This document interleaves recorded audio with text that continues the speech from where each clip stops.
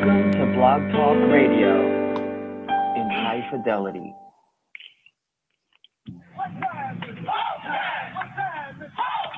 Broadcasting from Cincinnati, you're listening to the Ringside Reporter podcast. All the news from the world of boxing right here. Well, I'm talking to you the way I want to talk to you. Now, here's your host, Eric Lorda.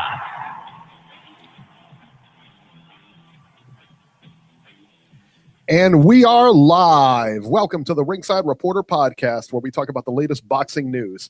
If it's related to boxing, we'll talk about it here.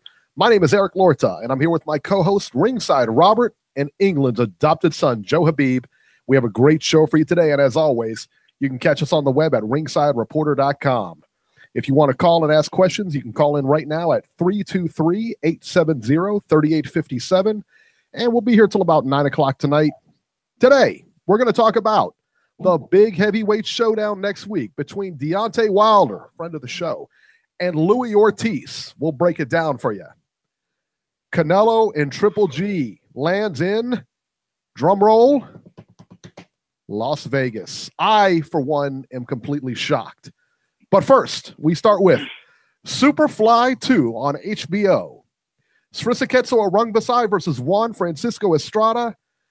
I tell you what, man, Estrada started off pretty well in this fight. He was boxing, he was countering, and Rungvisai looked confused at times. You could actually see like his wheels turning. You could see him stop and just almost like stare at him, almost like look at Estrada, almost have a look in his face like he didn't know what to do next. But he did what he always does, and that's come forward and try to put pressure on him, and that's what he did. And Rungvisai's power is ultimately what won the fight for him. I think he was really hurting Estrada in there. Estrada seemed very leery at times of moving in. Rungvisai was the aggressor for most of the fight, but Estrada did have his moments for sure. Estrada knew he was up against it and went for broke in the final round. It looked to me like he hurt Rungvisai in that final round. Definitely touched him up. He was swollen when it was all over with, but it was too little too late. Final scores, 114 all, 117-111, and 115-113. Rungvisai wins by majority decision. I had the fight 116-112 for Rungvisai. B, what were your thoughts? It's so crazy because this was kind of like a carbon copy of Estrada's fight, I believe, with Cuadras, if I'm not mistaken. And was it Cuadras that he fought that he was behind and then he came back? Yeah, okay. That's great. right. Yep. And he did the same thing in this fight, but the thing was he gave a little bit too many of the early rounds away. I like after 8, I had it like 6-2, and then after 9, I'm trying to remember the rounds I gave him. I think I gave him 11, 12, 2, and I think I gave him. I'm trying to think, maybe 8 and 9 or not. 8 and 9. I think I gave him, and then I thought Rungvisai came back. But the big thing here was, as good as he did in the second half of the fight, Rungvisai didn't go away. It's like he was still there, except for that 12th round. He would get hit, but he would come right back. And the big thing was if you really looked, those body shots were really, really, really paying dividends because he always went back to the body regardless. Like he would throw a combination, and he always made sure that he mixed 1 or 2 body shots in there, just to try to take the steam out of Estrada, because he didn't want Estrada to get momentum, to get that second win. And it just, when it looked like Estrada was gaining momentum, Rungvisai came right back. So Rungvisai, not only his power, but just his conditioning. I mean, this is a guy that throws a ton of punches. He throws a wide array of punches, and his jab is like a power punch. I mean, when he's jabbing guys, they're actually backing up, and they're really being, frozen in their tracks when they get hit with a jab from him. His jab is not just a setup punch. It's not just a range finder. His jab is a very dangerous offensive weapon in his arsenal, and you could see how he's able to control his opponent with his jab, and not only his jab, but as I said, the body punches. This guy can hurt you with anything he throws, essentially. And that's the dangerous thing about him. And also, he never gets tired. And you saw his face get busted up or whatever. Maybe he's fair-skinned, but he seems to get busted up in every fight, even the fights that he looks like he's he's winning, handily. He still seems to be getting busted up. Maybe that's just because he has scar tissue or whatever. But whatever the case may be, Rungvisai is for real, definitely for real. And my hat goes off to Estrada. I thought he put in a good performance. I scored this fight 115 and 113. But you know what? It could have easily been 116, 112. 117, 111 maybe, but I think the best you could have come up with, in my opinion, was a draw for Estrada. I don't think he did enough to win. You can't fall that far behind early in a fight and expect to win it. It wasn't like, he just didn't really turn it up until deep into that second half of the fight. Like after the 8th round, I think that's when he started picking up the pace a little bit. And when you give away that many rounds, it's too big of a hole to dig yourself out of, especially when you're in there with a guy who doesn't quit, who doesn't give up, who doesn't get tired. This guy's a machine, Rungvisai, and I think he's going to be a force to be reckoned with in this division, without question. Hey, Beeb, let me ask you a quick question here. Why did Francisco Estrada take so long to get going?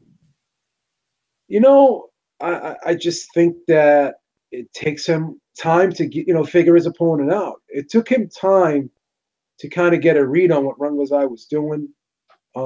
He knew that the body shots were going to be there, so I think he was kind of timing, getting a feel for what was coming at him, and he was picking up on that. Number one, and number two, he didn't really start using feints until the second half of the fight. I think he felt comfortable early on. I think maybe he was concerned with the power, and he was a little bit hesitant. He just had to maybe feel comfortable with the speed of the punches that were coming at him, and feel like, can I handle these shots? What's this guy gonna really hurt me with? What can I gamble with? In other words, can I gamble on the body shots? Can I gamble on the left hand? Can I gamble on the jab? So I think he realized that, he's going to throw a lot of punches at me, but he is starting everything off with the jab. So if I can get a read on this jab, then hopefully I could kind of punch in between the combinations and offset what he's doing. And I think it took him that much time to probably get a read on that jab and pick up on the rhythm of the attack and the speed of the attack. And once he started, gauging that, it's almost like Floyd Mayweather, Juan Manuel Marquez. This fight reminded me of like Juan Manuel Marquez versus Manny Pacquiao in a lot of respects, because Marquez is another guy who sometimes gives away early rounds, and Mayweather's the same thing. I think these counter punches need that data, and they need to know and decipher their opponent's offense before they're going to jump in and take chances right from the jump. And we kind of saw that in this fight, I think, in my opinion. Yeah, that's what I mean. You watch Estrada, and you watched him kind of come on in the later rounds. I thought that Rungvisai did a good job of every time it looked like Estrada was going to get back into the fight, get started, Rungvisai would, impose his will, outbox him, do whatever he needed to do to get, to make sure that didn't happen. Yeah. Both these guys were just going at it. Robert, what was your assessment? Talking about Estrada, every time I've seen him fight, he's always started his fights like this. And you would think that somebody would, during training, somebody would say, hey, remember how the last fight went? You have to start faster. And I don't know why he seems to start out the same way. Maybe Beeb has it figured out correctly. But in my opinion, if you do that in a fight like this, you're going to come up short. Now he was able to survive against Cuadras because he ultimately was able to knock him down, and that was the difference in the fight. It went the distance, but that's why he won, is because of the knockdown he had during that fight. In this case, he could not hurt Rungvisai enough to get a knockdown. And I don't know. You're gonna have to think about changing your strategy if there's a rematch, because you allowed Rungvisai to put too many rounds in the bank, and Rungvisai did what he was supposed to do. But Eric, you're right. it looked like at times he had to think about what he was dealing with in there. And it's surprising because he's had well over 50 fights, and maybe it's just been the level of this competition.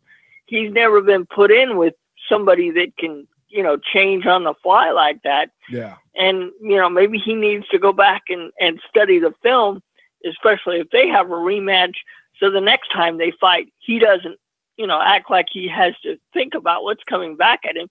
So I could see both guys improving if there's a rematch, but I like what I saw. I was looking forward to this card, and I wasn't disappointed with what I saw. And I saw 115, 113 as well. Yeah, that's what I had it. What's funny about it is, and we, just going back to watching Rungvisai in the first couple of rounds, and I'm looking at him like he's going to get outclassed in this fight, just because, like I said, I mean, it looked like he was confused in there at times. He was thinking about what to do, but I think his power is a big neutralizer, and the guy can box. I mean, and like I said, I think that power is a huge. They said, I guess at the end of the first round, that Estrada told his corner. HBO was saying this, that Estrada told his corner that, man, he can hit. He's got a lot of power. And you kind of wonder if that kind of played into his game plan of, starting late. But I think you were right where you said that, hey, it's just, you've seen him in like a billion fights, and this is just his style. Like a Chavez, a notorious slow starter. It was what it was. Right. Yeah. So, but I think he stacks up very well against anybody in this division. I mean, I'm surprised. I couldn't help but think, like last night when I'm watching this guy, him fighting like a guy like an Inoue, like Naoya Inoue, who's moved up in weight, so it's kind of a point. Yeah. But I thought, wow, that would have been, because both these guys are powerful guys. They can get you out of there. I mean, I think that would be a really good fight. Unfortunately, the monster has moved up, and I don't think he's been fighting anybody lately, so I don't know. Certainly not being showcased like these guys are. What's next for Rungvisai and Estrada? Do you think they have a rematch? From all the articles I read today and from what they said last night, it looks like there's going to be a rematch in the fall. Superfly, because Tom Loeffler was already saying today in some of the articles I read, he's going to put together Superfly 3 in the fall at the Forum. So that makes sense. You tell you what, man, this card was stacked from top to bottom, and and let's talk about the next fight here with Carlos Cuadras and McWilliams Arroyo. I said it last week, man. I said that I picked Carlos Cuadras to win, but Arroyo was a live fighter. This guy is really good. In fact, this was a fight I was really looking forward to on the card, and it didn't disappoint, man. The HBO announcers were just talking about Arroyo like he was a journeyman. I don't know if they never saw this guy before. I don't know. I don't know what they're, I mean, he was the underdog. Let's make no mistake about it. But they acted like he was a long shot, like he was a 12-1 dog. Yeah. He may have been a 12-1 dog, man. Yeah, maybe 3-1 at he best. acted like he was a substitute, Yes, very, very much so. Very much so. And I told everyone, too, that this guy's a solid fighter, man, and he proved it. Cuadras looked hurt in the first round. Arroyo was actually able to get to him throughout the fight. I thought was able to tag him. But I tell you what, man, Carlos Cuadras has a chin. Because he gets hurt, you can see him, and he comes right back. He doesn't miss a beat. I actually thought that Cuadras outboxed him in the fight, but the judges didn't see it that way. Arroyo wins a majority decision by the scores of 95-95, 98-92, and 97-93. I'm the lone wolf here, and I completely admit it. I actually had Cuadras win in 97-93.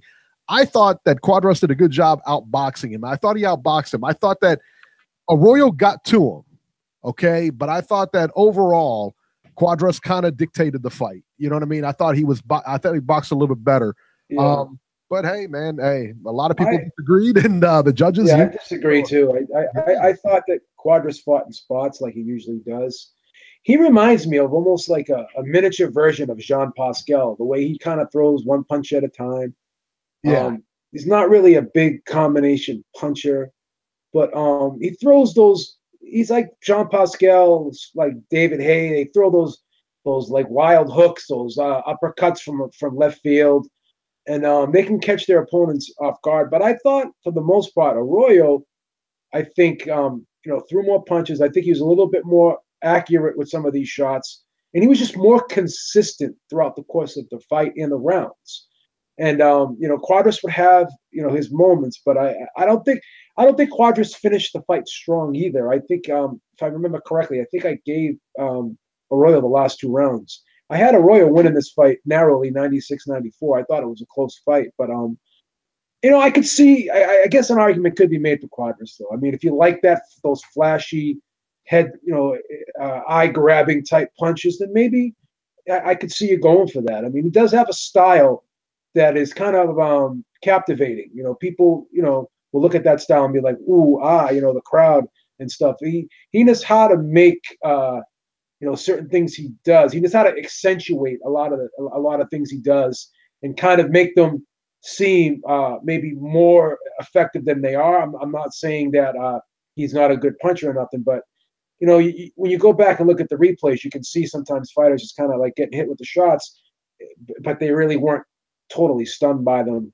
And it's just how he throws the punch and how he puts so much emphasis and effort into what he's doing. Sometimes I think it looks like he's doing more when he's really not, in my opinion. Definitely.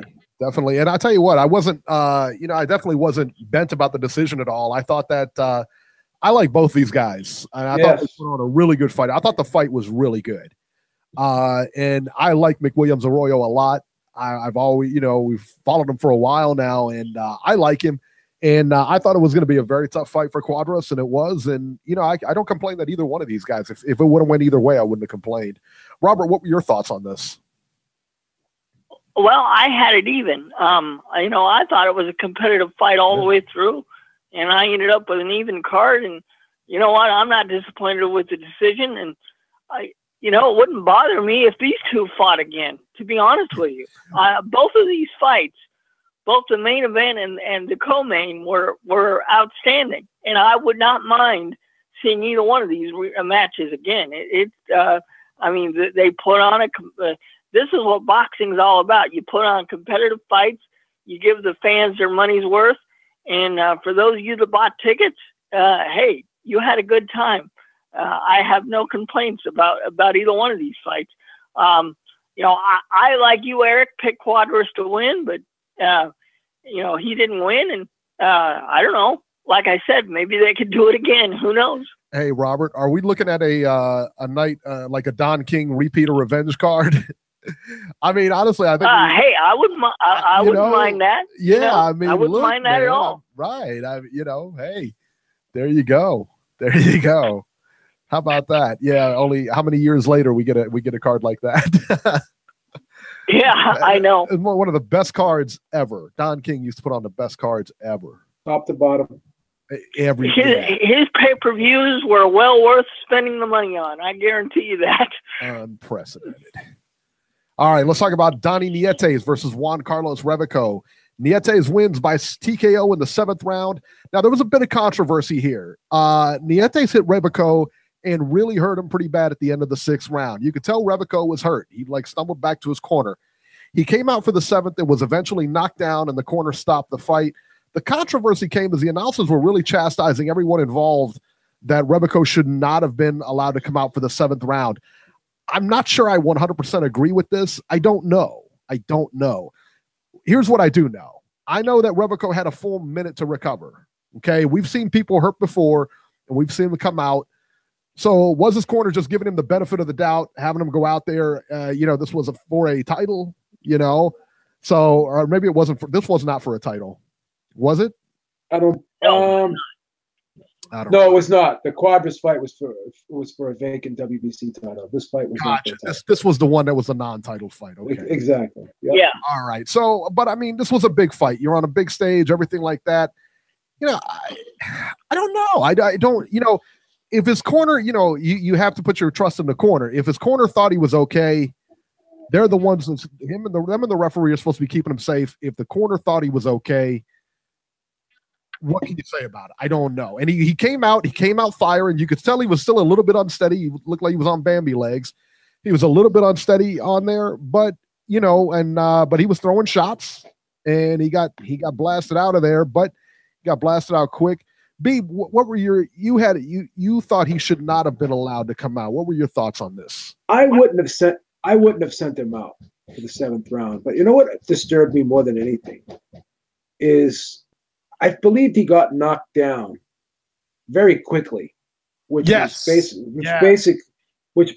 was proof enough that he shouldn't have, because he was instantly hurt right when that round started, and he went down very quickly, and the referee was giving him a count.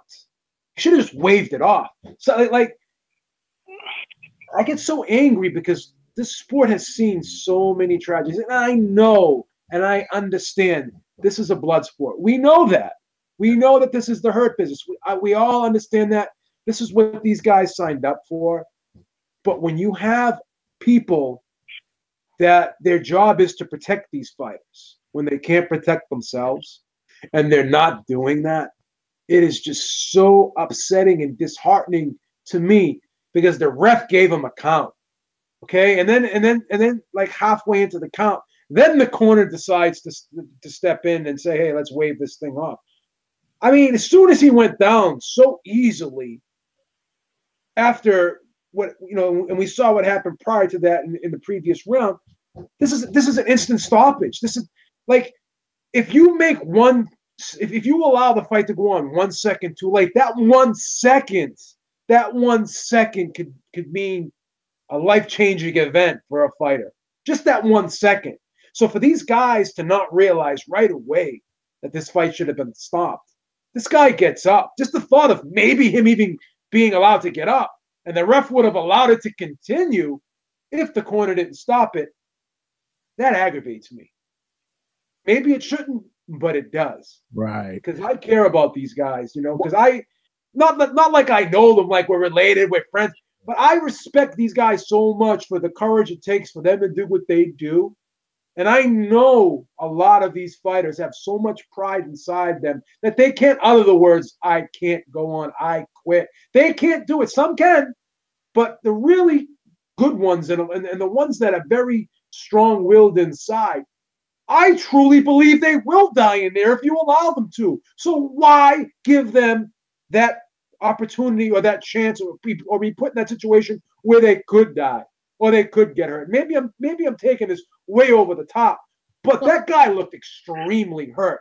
That guy looked like if he got hit a few more times, he may get some severe brain injury or something. We saw what happened with Preacher Cologne. You know what I'm saying? I just don't want to see that happen again to another fighter.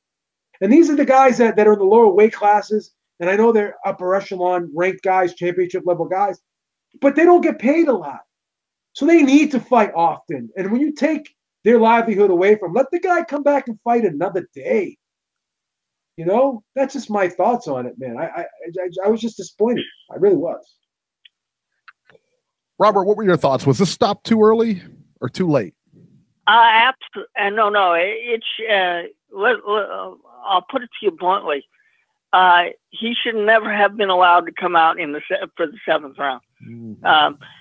I'm going to rewind the clock here. I'm going to take you all the way back to 1982, people. Remember Dooku Kim? Okay. Absolutely. Ray Mancini, Dooku Kim on national TV. Granted, it went 14 rounds, but looking back at history now, we know that fight probably should have been stopped a lot sooner than what it was. You can't take the chance anymore when somebody looks severely hurt, and he was. Either the referee should call a halt, or the corner should call a halt. And shame on both the referee and the corner for not doing their jobs properly.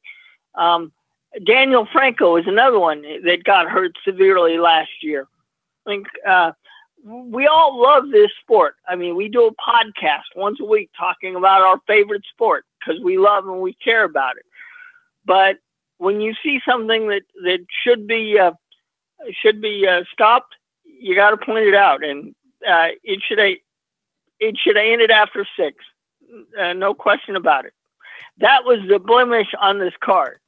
The rest of the card was fantastic, but had something horrible happened to this guy, nobody would have talked about the following fights. Everybody would have been talking about, oh, did you see what happened in the opening bout on HBO? Think about that. Yeah. Yeah. And I mean, you brought me back to that fight. I remember watching that fight, man, Mancini and Kim fight. And that fight should have been stopped long before it was, I mean, it was bad. His face, I mean, he died in the hospital 3 days later, people. Yeah. And I always seem to mention this every time we talk about Dooku Kim. I think the movie's called Champion. I'm not 100% sure, but it's about Dooku Kim's life story. And it is a really good movie. And I think it's subtitled, but it is just a really, really good movie about what he went through, his training, and it's kind of like his mindset going into that fight. Definitely worth a watch. And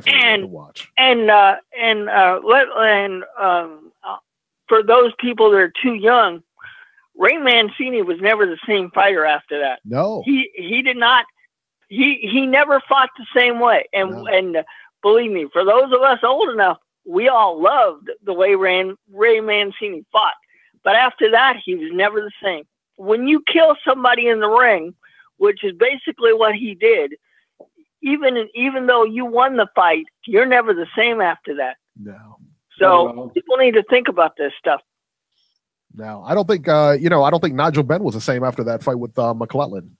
And no, he was never. But he was never the same. He was never the same guy after that fight. I agree. So yeah, it's a shame. All right, and then the one they didn't show on the Superfly card: Brian Valoria versus Artem Dalakian.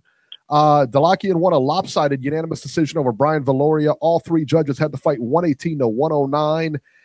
I didn't know what to expect. I didn't see the fight because they didn't televise it, and I didn't go look for it. But I did a lot of research on Dalakian to see what he was about. And as soon as I did, man, I tell you what, he is somebody to look for, man. I tell you what. And I thought he was, after doing the research and everything, I thought, man, he's got a really good shot in here. He dominated Valoria in this fight. And so I'm looking for some big things from him in the future.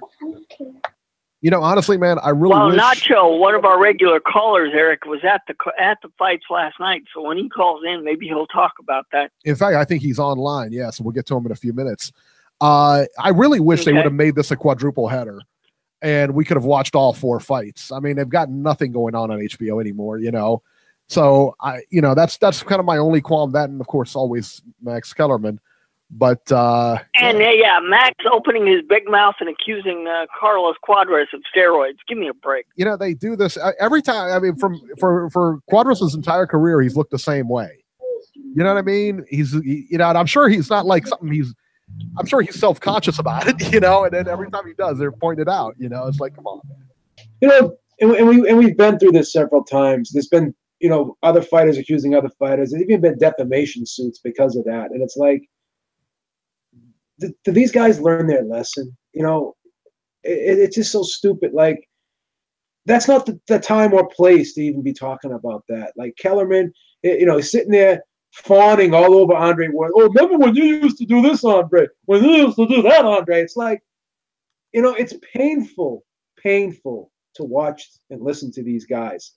I can't. The only announcers I can really tolerate are the Showtime announcers. They don't irritate me at all. They really don't. They just talk about the fight.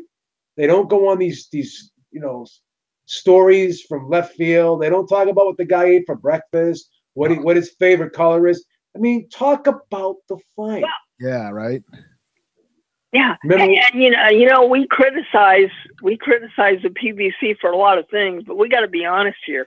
When it comes to the networks, if you had to rank them 1, 2, or 3, Showtime has to be first because they seem to care about the sport. They've got a hell of a schedule, and then you've got ESPN doing their thing.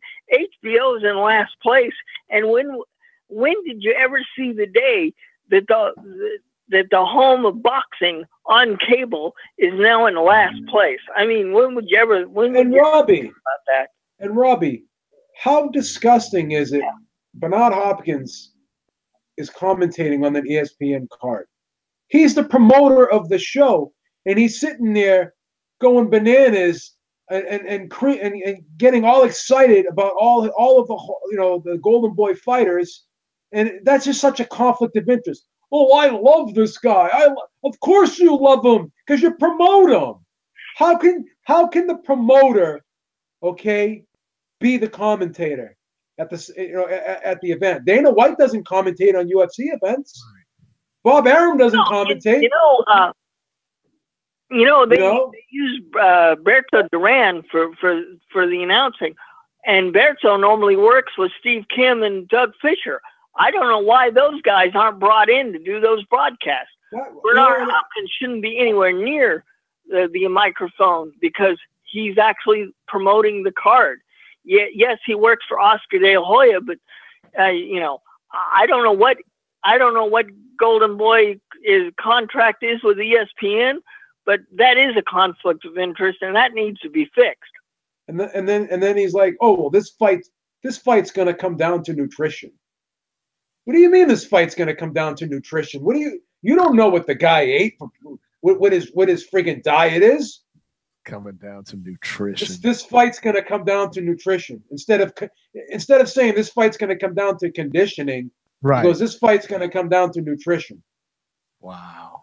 Yeah. Jesus Christ. What are you going to do? Give him an egg white omelet in between rounds? Cut the crap, buddy.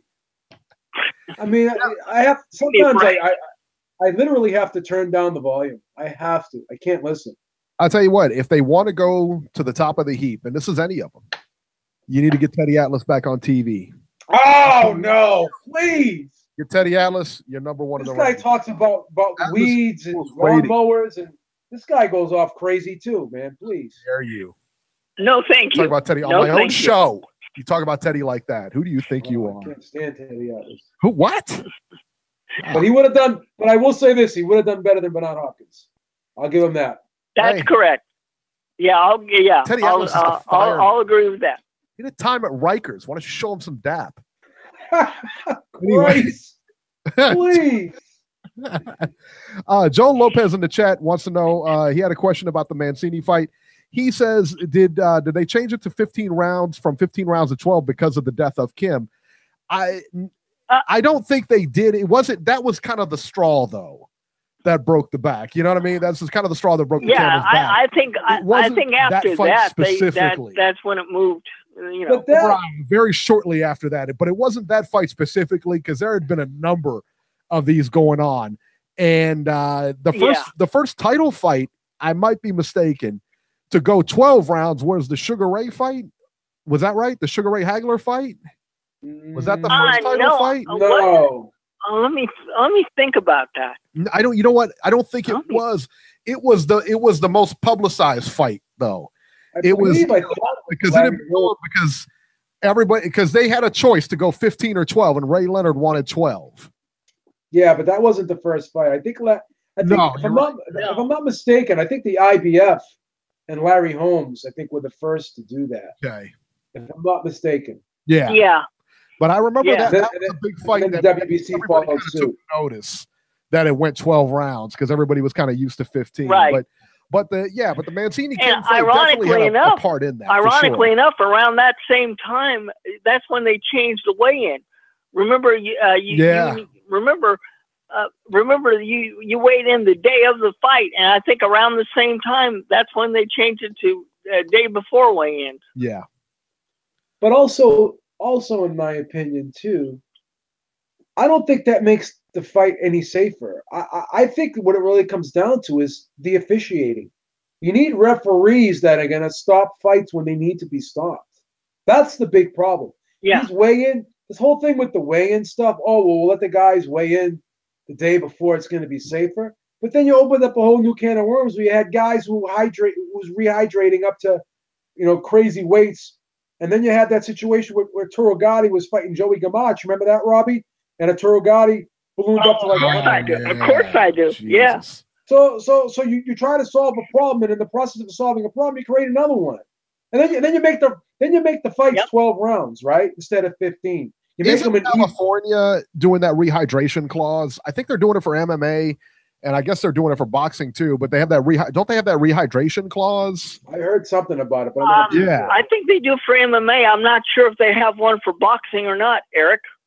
But then here's another problem too. When you make the fights 12 rounds, the rounds are, it's an even number, so that you have more of a chance of getting a draw, as opposed to, you can still get a draw when it's 15, but the draws were rarer. They were more rare. Exactly. I mean, you got to draw if someone's scored an even round. For example, could you imagine the Canelo Triple G fight last year being 15 instead of 12? We would not have had a draw. Yeah. I mean, if one guy scores a knockdown, he can make it a draw, but like it's too easy with 12 rounds to have the fight be a draw. There's been a lot of draws too, recently. You think about it, or then you. Yep. And then when you look at scorecards, there's a lot of like majority decisions and stuff now too. That's because it's 12 rounds. Yep. At least make them 13. I mean, make it an odd number, so that way you can kind of offset the chances of having it be a draw, in my opinion. Yeah. Hell, I would love it if it went back to 15. Me too. Because that's the school of boxing I grew up with. Right. Yeah, I love 15-round fights. I do too. All right, let's talk about the World Boxing Super Series. Callum Smith versus Nicky Holtzkin, super middleweight semifinal. Now, this was supposed to be Callum Smith versus Jürgen Bremer for the semifinal, but Bremer pulled out with a virus. I don't know what kind of virus. I hope it's not that kind of virus. But either way, Nicky Holtzkin stepped in for Bremer. Holtzkin did an amazing job in this fight. His background is kickboxing and Muay Thai. He was a K1 champion. All that being said, completely different sport. Holtzkin shows amazing heart, very good skills, but was picked apart by Callum Smith. The jab for Smith was working all night. Holtzkin was super game in this fight, man, but Smith is just on another level. Final scores were 118, 110, 117, 111 twice. This sets up the World Boxing Super Series final for Callum Smith versus George Groves, and I cannot wait for this fight. I think that on the surface, you have to favor George Groves. I don't know that this is going to be an easy fight for either one of these guys. This is going to be a tough chess match type of fight. And, Callum Smith didn't look overly great in this fight. I mean, I know that's hard to say with 118, 110, and 117, 111. He did win virtually almost every round. But, that being said, let's remember that Holtzkin was, a late minute substitution. I mean, when I say late minute, I'm like the week of fight. That's a big deal. Not to mention, the guy has a different way of fighting. He comes from a different school of fighting. I guess he was taught, from what I read, he was taught in the Netherlands and everything like that. And if you know anything about the Netherlands, their kickboxers are the world's best, man. So he knew what he was doing in there. Again, just different sports. But he was very game, could take a big shot, could keep coming, showed a ton of heart. I wouldn't mind seeing Holtzkin again. I really wouldn't. He looked great in there, man. Beeb, what were your thoughts on the fight, and what are your thoughts on Smith Groves? You and I were texting back and forth during this fight, and I was a little bit hard on Callum Smith because you made a great point. I mean, not only we give Holtzkin full credit for stepping in with a week's notice. I gave him 3 rounds, and even still, the scorecard does not reflect how hard Callum Smith had to work in each and every one of those rounds to win the round. It wasn't like this was a cakewalk. These were, grinded out type rounds. But with that being said, you brought up a great point, and this sometimes gets lost in the shuffle when you see these late replacements. The guy who's the prohibitive favorite in the house fighter or what have you, he prepared already 7 to 8 weeks for somebody else, and then that throws a monkey wrench in his plans too, in his approach to the fight too, and maybe there's a little bit of a letdown too. Maybe he has, again, we don't want to play the game of excuses, but we are going to play the game of human instinct and the nature of the beast, right? Sometimes we get complacent when we're looking at, when you go to work on a Friday, you're more laid back than when you go to work on a Monday because you know that this last day of the week, it's kind of a chill. Same thing with these guys. They prepare for a monster, and then all of a sudden that monster pulls out, and then they go in there against the guy who's not that monster. And, you know, there is a bit of a letdown there. You know, so with that being said, I'm going to cut Smith a little bit of slack, but I will say this about Callum Smith when I match him up against a guy like George Groves. Callum Smith is a very solid fighter. He's very technically sound. He's very well-rounded. But the problem I have with Callum Smith sometimes is he doesn't change up the speed or rhythm of his punches. He's somewhat repetitive in what he does, in his attack patterns. He'll throw the jab at one speed, doesn't kind of, you know, change it up at all. So, you know, if you pick up the rhythm of his jab, you pretty much got it down because he's not going to change it up. And he you know, doesn't move his head a lot. Kind of, you know, is very repetitive in the combinations that he throws. Doesn't throw a lot of feints. You know, but he does have a pretty solid jab, but it's just not very versatile. Whereas Groves is constantly giving you feints, constantly changing things up on you. He's much, much more crafty, and I think he's quicker than Callum Smith. But Callum Smith, he's a dog. He's a tough, tough kid. He's in phenomenal shape. He's a very good body puncher. He's really good inside. But the thing is, sometimes he just doesn't move his hands enough when he is inside. He'll throw that one nice uppercut, but then he won't follow it up with the left hook upstairs. He'll throw a nice, beautiful uppercut, jab the guy's head back, and then he'll just kind of sit back and admire his work. I mean, maybe it may sound like I'm nitpicking a little bit, but when you're talking about a guy like Groves, who I think is an outstanding boxer in terms of just being a really well-schooled individual in the sweet science. This guy can really box. I really admire and enjoy watching him fight. And as I said before, even in fights that he's lost, it wasn't because he lost them on skill. I think he lost them on will. I think other guys have maybe outwilled him. Number one, and that's not to say he doesn't. George Groves himself doesn't have heart, but I just think that mentally sometimes, as I mentioned earlier when I was talking about the Eubank fight, I think he kind of got a little bit too amped up and his adrenaline was flowing too high, and he kind of burnt out, you know, mentally, and in turn, once you burn out mentally, you kind of fizzle out physically as well because the adrenaline will just kill you. But I just, you know, I just see these things that George Groves has corrected, and it's made him a better fighter, whereas Callum Smith, I think, is I don't want to use the word one-dimensional, but he's sometimes just predictable. And a guy like George Groves, I think, will be able to pick up on that, and I think he'll outbox him. I think he'll be he was getting countered over his jab, and sometimes, you know, you could say it was a lazy jab, whatever, but the reason why he was getting countered over that jab was because it's thrown again. Same way, same speed, same rhythm. Boom, boom, boom. Granted, it's a thing of beauty when it lands, but it's the same thing over and over again. And you had this gentleman who's not really with all due respect to him, not a high-level boxer. He's a kickboxer. And he was able to land a lot of right hands over the top, which George Groves is going to be able to do. You know what I'm saying? So I see George Groves, you know, winning a pretty wide decision, although some rounds may be tough for him here and there because let's face it, Callum Smith does have some pop. But again, I think in terms of boxing ability, I think Groves is on another level.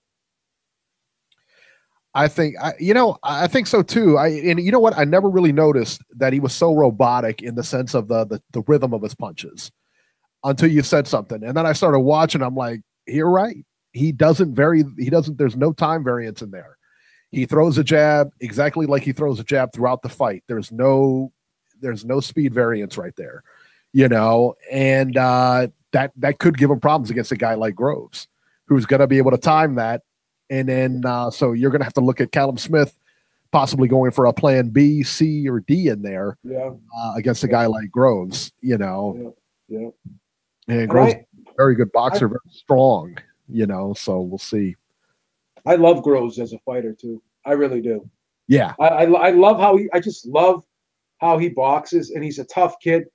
And again, I just think mentally I think he's figured it out now. I think he's put it all together. I think he's got the experience. He's relaxed in there. I mean, he had a guy coming at him head first, flailing away, real awkward like, and he just had that same poker face on throughout the whole course of the fight. Whereas before, I think that would have rattled him. You know, I've seen him get rattled in fights, and I think he's addressed that, and that's what I think. That's why I think he's a really solid fighter right now. He's always been a very good fighter, but now I think he's evolved and kind of taken it to that next level because he's been able to fight relaxed and poised in there now. So that's what I like about him. Very good, very good. Across the pond, we're just going to touch on these fights because I didn't see him. Beeb said he saw the Anthony Yard versus Tony Aberlant fight. Yard stopped him I guess he wouldn't come out for the 8th. I guess Aberlant wouldn't come out for the 8th. Beeb said he looked pretty good. Yard's just a physical specimen.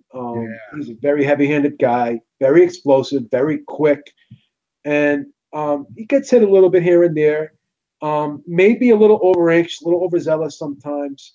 But you know, he does show flashes of good defense, moves his head, gets low. But he's very unpredictable. This is what I like about this kid. He's got a little bit of Roy Jones and a little bit of David A in him, but he's still controlled in there. And I think that he's going to improve. He's still blowing these guys out of there. And it's going to get tougher. And we'll see if he's able to deal with that. So far, so good. But he's very fun to watch, very entertaining, and he's got that punch changing power that can just turn the tide at any given moment. And I don't think I would have came out after the shellacking I got after this. With all due respect to his opponent, I don't think I would have came up for that round. Come out afterwards either. I would have probably stayed in the corner myself. That was a vicious left hook. Not a bad. It was nothing to sneeze at. That was no cupcake. That punch, not at all. And then on the undercard, Daniel Dubois versus DL Jones. Heavyweight Daniel Dubois continues his knockout streak with a 3rd round TKO over DL Jones. Dubois is another good prospect they got coming out of there, and he looks amazing too. So there it is. All right. Before we go to the upcoming fights, we're going to go to the phones. And just to let you guys know, we got quite a few calls holding. So just kind of get to your point. Let's be courteous and that kind of thing. And we'll start it off. We're going to start it off with the man who was holding last week. And I think he got cut off. Didn't he get cut off? Was this Corey? He got cut off? Yeah, poor guy got cut off. Yeah, he got cut off. Did. So we're going to bring him on. We're going to bring him on first, and then we'll get to the rest of the calls. Corey, what's happening? I see. We bring you on. Hopefully you're not bad luck and it doesn't cut off again. Yeah, man. I appreciate you taking my call so early, man. How's everybody doing? Rob, how you doing? Eric, how you doing? We're good. Good, man. We're good, man. I'm good, man. I'm good. It's nice to hear. It's nice to hear from you, brother. We missed you last week. To it, man. This is another thing too, man. I started my real quick. I started my YouTube channel. Got a good response. Doing real good with that. Making like a couple videos every day. What is your YouTube when I get channel? off work? And my YouTube channel was Corey Lee Boxing, and I did a collab with Fanon International Boxing, and that's 2,200 views already. Nice. So wow. Wow. Good numbers. I gotta subscribe to you. I'm taking the bull by the horn. I'm doing my thing, Way to go, Corey. Congratulations.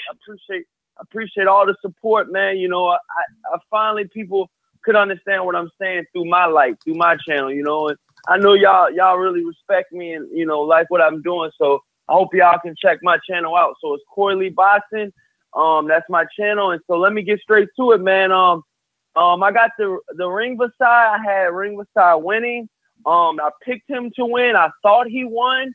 I think there could be a definite rematch, but I listened to what Tom Loeffler said after the fight, and that was a real telltale sign because Tom Loeffler after the fight, he said that the interviewer said, can we get them back in June or July? He said, oh, no. After a fight like this, they won't be in the ring until at least October. This was a very brutal fight. If you listen to some of those punches, they're real light in weight, but they're the same weight. So that affects them just like it affects, anybody that's their weight, And I mean, I wouldn't be surprised if either one of them was pissing blood tomorrow, man, like Danny Garcia was. Angel Garcia said when Danny Garcia fought Lucas Matisse, he was pissing blood for a week. These are brutal fights, man. You got to understand.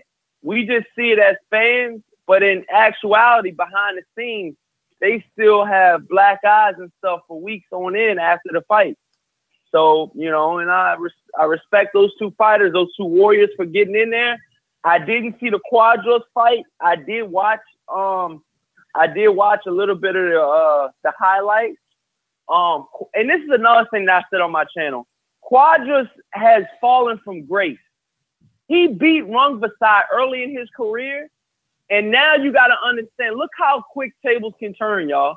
Cuadras was making $25,000 on his fight, and for Rungvisai, he made $250,000. What do you think the numbers were early in Rungvisai's career when he lost to Cuadras for the WBC title? Probably vice versa, right? It's crazy how times come back around, right? That's crazy, right? So he's on the undercard. So he's like what? He's like not even the co-main. He's like Cuadras was like the first fight out of a triple header, right? So I mean, it's crazy how that works out, man. But yeah. So the George Groves, I mean, for the Callum Smith and the kickboxer, I'm gonna butcher his name, man. So that's all I can say. Holtzkin. I don't even want to screw his name Holtzkin. up.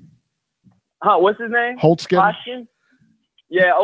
Hoskins. Yeah, I made a video about that too. But what it is when Callum Smith fought him, I mean, you got to understand this guy got short notice, and I honestly think everything favored Callum Smith instead of the kickboxer. He had a full training camp. Who's to say that the kickboxer didn't have a full training camp? I personally don't think he had a full training camp. So I thought all the edge should have went to Callum Smith. No excuses for Callum Smith not to do great. And I thought in spurts, the kickboxer really did good, man, against a really good Callum Smith. But this is another thing that I said. When you think about it, Beeb, and when you think about it, Robbie, if you see David Benavidez, if you put David Benavidez versus Callum Smith will get his head taken completely off his shoulders right now. And there's no doubt in my mind about this, man. Because you got to I can't argue with you, Corey, because Benavidez, he's a beast at 21 years old. Woo! So. Woo! That boy is in Beeb industry. He's locked and loaded for 8 years. We got him on an 8-year contract, Beeb. David Benavidez is a beast. I like that. How do you think about David Benavidez? I like him. David Benavidez, is he good? I like him a lot, but you know who else I like a lot in that division? I like Ramirez too, man. He's not. Yeah. He's not to play with either. You know what? I hope one of these days those two fight, but I don't know if that'll ever happen. What a fight that would be if them two fight. And this is another thing I was going to say, y'all. For the championship fight, the finals fight, you got Usyk and you got Gassiev. I got Usyk winning that, but then you got I'm going to hurry up and jump quick to the George Groves. You got George Groves, and then you got George Groves and you got Callum Smith.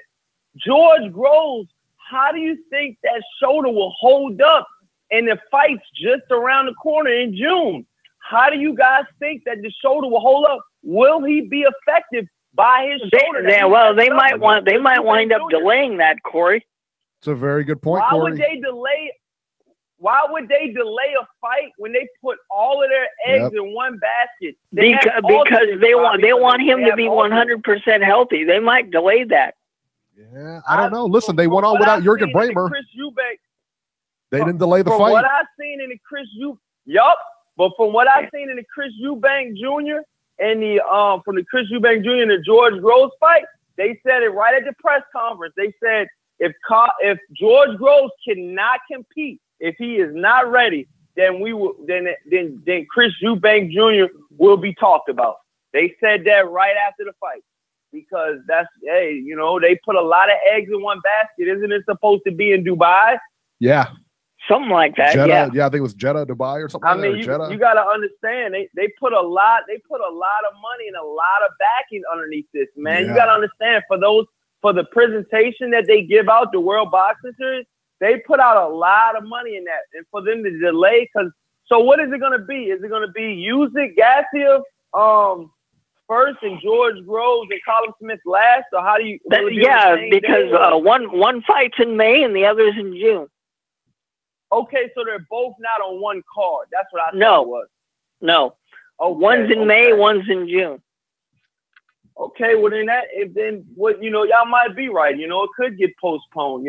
But me personally, you see how it is the finals though. I mean, it would be kind of suck to be George Groves and not fighting the finals just because of your shoulder. But hey, man, it is what it is. The rules are the rules. I don't know the complete rules for the World Boxing Series, but so far, man, I gotta say, man, I think they're, for just the entertainment value, and I think they're head and shoulders over HBO and Showtime.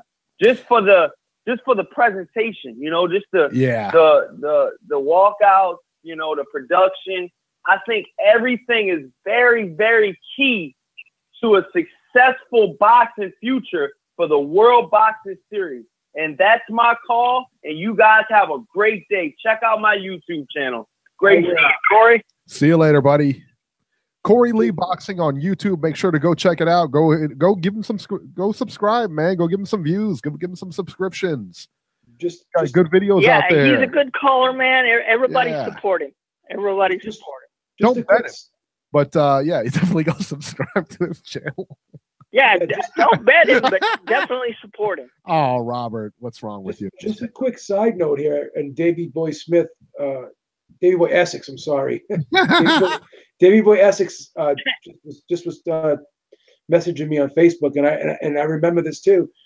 Callum Smith has some hand injuries too, so he may not be able to go right away either. So if both guys can't go right away, then I guess you're gonna have no choice but to postpone, maybe a month or two. Who knows? Yeah, they might have to push it back to like July or August. Do you think if let's just say hypothetically that Groves was replaced, do you think that Eubank Jr. beats Callum Smith? No. Wow. I don't know. Yeah, I don't know. No. It's a good fight. It's a good fight. You're even money right now against Chris Eubank Jr. Well, that goes without saying. I'm just looking at a phenom. I think Groves wins it.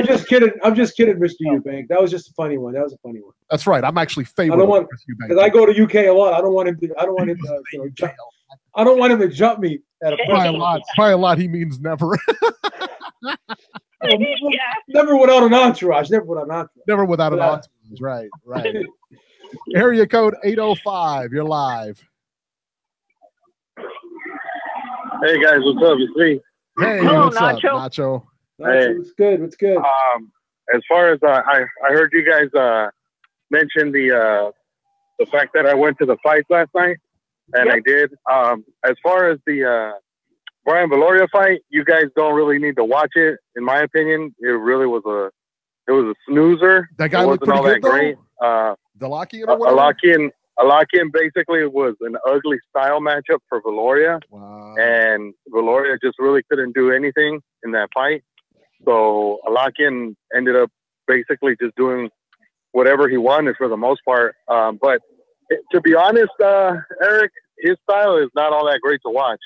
I don't know if it was just a matchup against Valoria or maybe the guys he fought before. Mm-hmm. But this guy was a lot of jabbing, a lot of grabbing on the inside. Okay. He kind of used a lot of little dirty tactics on the inside, so Valoria wouldn't be able to, hit him. He would hold a lot, push his head down, like spin him while he was trying to get out of the clinch. Like he just had like these really, really questionable tactics. So, I mean, the kid might be undefeated, but to be honest, they must have really spoon-fed him because after watching him last night, I was not all that impressed. Wow. Okay. As far as the other three fights, I agree with you guys. The biggest shocker to me out of all of them was the Cuadras fight because honestly, I didn't think much of Nick Williams Arroyo. I just thought he was a guy who they've made a big deal about because he's from Puerto Rico and he was a big amateur fighter for them. But seeing him in the pros recently, I just really didn't think much of the guy. I thought he was okay, but I didn't think he was great. And the fact that Cuadras struggled with him and wasn't able to get him out of there or even win the decision, I think that says a lot about Cuadras at this point. Like, he just didn't look all that great to me.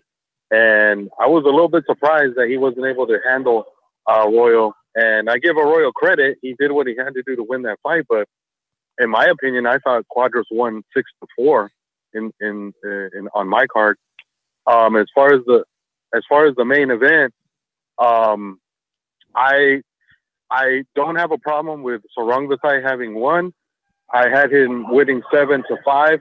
My only problem was with Estrada. I don't understand what his corner was telling him in between rounds, but they almost seemed like they just waited for the first half of the fight for Estrada to just kind of coast through the first half of the fight. And then the last 6 rounds, all of a sudden, he really started to turn it up. And you could see towards the end, he had a lot more left than Sor Rungvisai did, as far as like in the 12th round, he hurt him and he was, had him bouncing all over the ring. But I just think if they do a rematch, which I wouldn't mind seeing, I think Estrada's corner has to implore him to start a lot faster in the first half of that fight. I think not starting faster in the first half of that fight cost him dearly, and that's why Sor Rungvisai was able to escape with the win. But it was a good fight, and I wouldn't mind seeing a rematch, hopefully later this year. As far as the Callum Smith fight, I'm not going to knock Callum Smith too much because, like the previous callers, Corey said, you train for, 8-10 weeks, get ready for a fight, and you have a specific guy in mind, and then 5 days out from the fight, they pull the rug under from you saying he can't go, and they give you a last-minute replacement in this Holtzkin dude that they put in there. And, yeah, Holtzkin had his moments where he landed some right hands and a couple body shots and stuff where he looked okay. But to be honest, I just thought Callum Smith went through the motions in that fight. And I think that's more of an indictment on Callum Smith in that he didn't seem very motivated. He almost treated the fight like a glorified sparring session. And I just felt like he just kind of coasted through and did enough knowing that this guy really couldn't hurt him and he really couldn't, beat him. So I think he just kind of coasted and said, I'm just going to get the decision and move on and get to the final. And that's the way he fought. And it was a bit disappointing, but at the same time, the guy won. He won pretty easily. And so at this point, he's got Groves lined up. As far as the fight being in June, it's going to be in June, but it's not going to be in Saudi Arabia, Robbie. It's actually happening at the O2 in London. Oh, okay. They moved it. All right. Oh, why did they move it? Yeah, only the cruiserweight finals in Saudi Arabia, but not the super middleweight. Super middleweight's at the O2. Yeah. Okay. Yeah. I was under the impression that both were going to fight in Jeddah. Was it always that way, or did they move it? Or yeah, they didn't move it. What happened was about a couple weeks after they had announced the cruiserweight final being in Saudi Arabia, they announced that the super middleweight final was going to be at the O2 in London. So there was never an agreement to take it to Saudi Arabia. Gotcha. So I don't know where that came up, but yeah, that's where it's happening. Makes so more sense. I hope that since both guys might be injured, like you guys said, maybe push it back a month and let them both be ready for that fight, because I want to see the fight. Yeah. I want to see how Callum Smith does against George Groves and vice versa. And lastly, I got to see Anthony Yard and Daniel Dubois. I like both of those dudes. I like Yard right now a little more than Dubois because I think Yard has gotten a little bit more experience fighting some of the guys he fought. But, man, Frank Warren needs to get some better competition in there for Anthony Yard because I don't think this kid's ready to even fight like a contender just yet because they've been spoon-feeding him these guys the last few fights that he's just like he's head and shoulders above them.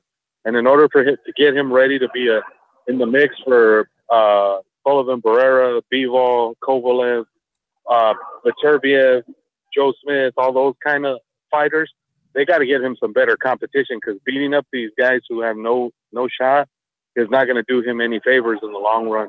But he did what he had to do. He stopped the guy, and he got some rounds in, so that's good for him. And with Dubois, same thing. I think they're bringing him along a lot slower because he's a lot younger than Yard, and he definitely did what he had to do against Dio Jones. But Dio Jones was god awful. I was watching that fight, and the guy literally was fighting. He's 6'5", and he was trying to fight like he thought he was Joe Frazier in the ring, trying to bob and weave and duck under every punch that Dubois threw at him. And he looked completely scared in the ring. And once he actually got the courage to try to box with Dubois, Dubois was just miles ahead of him, and he blew him out. And like I said, I hope that for both of these guys' sake, you get them some better competition as their careers move along, because in order for them to be considered legit threats at their weight, you got to get them some better fighters to fight against. And the last thing I wanted to bring up was, have you guys talked about the 2 fights going on in Japan during the week this week? No. No, not yet. Oh, okay. Well, I'm picking Danny Roman to hold his title, to retain his title against the Japanese guy he's fighting. And then the other fight, I'm picking Luis Neri to beat Yamanaka again, because I just think Neri is just a faster, younger, stronger fighter. And I think he's going to do it again. I think this whole controversy about him having tested positive for a very slight trace amount of clenbuterol, I don't think should change the fact that he's going to beat this guy again, in my opinion. And I know you guys got some other people waiting, so I'll end on that note. All right. Great call, Nacho. Okay, thanks, sir. Nacho. Good call. All right. Thanks. Good stuff from Nacho, man. All right. 812, you're live. Hey, what's going on, guys? This is Joe, man. Joe, Hey, what's Joe, up? what's up? What's up, Joe? Hey, Eric, Beeb, hey, I'll keep it real short, but man, the first caller, is it Corey? Yes. Corey, yep. Yeah, I love the energy, man. You can tell that he got real excited about boxing this weekend, and that's what I love, man. Like, you know what I'm saying? Like the passionate fans that just get excited about good fights and upcoming fights. It reminds you like myself. That's how I get, But yesterday, man, I was actually real excited because we finally got a Puerto Rican fighter that won a belt. Like, it's been so long since a Puerto Rican has been able to win something. And it felt good, and I was shocked because I like Arroyo, but I thought Cuadras was going to win. And when they gave it, when Arroyo got it on the cards, I was very excited for him. Also, Eric, Ring TV Live had the whole undercard on their Facebook page. I caught glimpses of it when I was at the gym last night, but I did see Valoro's fight. I really wanted him to win, just for the fact that kind of piggybacking off of Steve Kim's article, he really thought if he would have won this week, not only would he won the belt, but he probably would have became a Hall of Famer with that victory last night. I feel kind of bad. The headbutt kind of just messed him up after that headbutt, and he split his head. It was bad after that.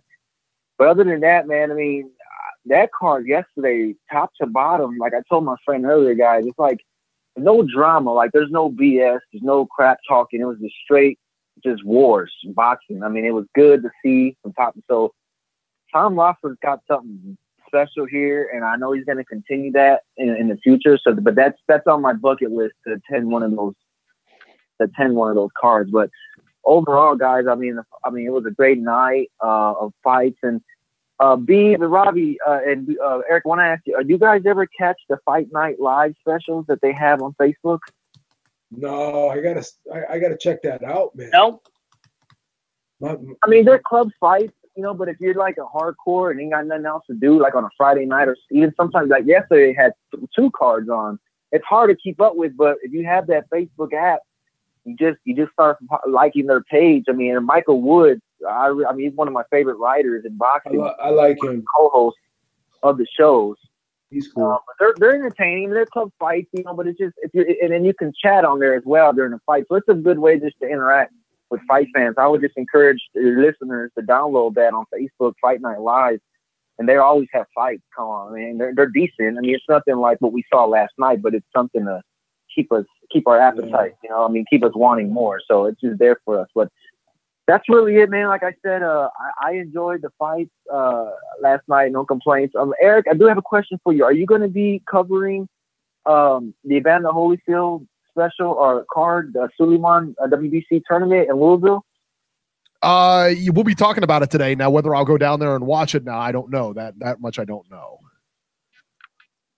See, I planned on attending that card, but I just found out it's on a Friday night, and I'm like, that kind of derailed things because I work. I'm off on Sunday and Monday, but I really wanted to attend that fight because I heard Felix Diaz Jr. is going to be in the main event during the first round. So he's going to be in that tournament. So it's going to be something that I go. But hey, if you do go, let me know though. I still may try to make my way down there because it's only an hour and a half from me. Will do. So I'm gonna make my way down there. Will do. But that's it, guys. I know you got a lot of calls. Well, wait, I got a more important question for you. Just before you go, I got a more important question for you because my son is about as deep into wrestling as you are. Are you going to Fastlane in Cleveland? No, that's too far. I'm actually, hey, Eric, that's funny you bring that up. That's why I'm trying to rush to get off the phone. I know he's on right now. He came down here and was talking about the Elimination Chamber or something like that. I was like, well, that's Elimination Chamber. But no, I'm actually gonna possibly attend. There's a pay-per-view in Chicago coming up this summer, and then next fall in Nashville, there's another pay-per-view. I try to go with her back home in East Chicago, like where my family's at, or when they come to Louisville and Nashville, I'll go to. That makes sense. And Beeb, thanks for the Davey Boy Smith shout out. See, I know you're a wrestling fan. Oh yeah, I used to watch it all the time. Hey guys, I did. Yeah, wrestling's awesome, man. I was very heavily into it in the 70s, 80s, 90s. You know, I mean, those were the days.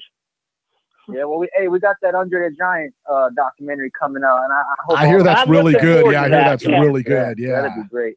Hey, take care though, guys, and Eric, let me know if you go down there, okay? Will do, man. Thank you so much. Okay. Take care. See you, Joe. Be good, Joe. Did you guys hear? You guys heard the news that Billy Graham died? When I heard Billy Graham. I instantly went to Superstar Billy Graham from the W. You guys remember him? Yeah, I did too. That's the first. I didn't even think about the preacher. I just thought of Superstar Billy Graham. I'm like, wow, he died. I was like, no way. And it turns out it was like the televangelist or whatever. I guess And I was like, okay.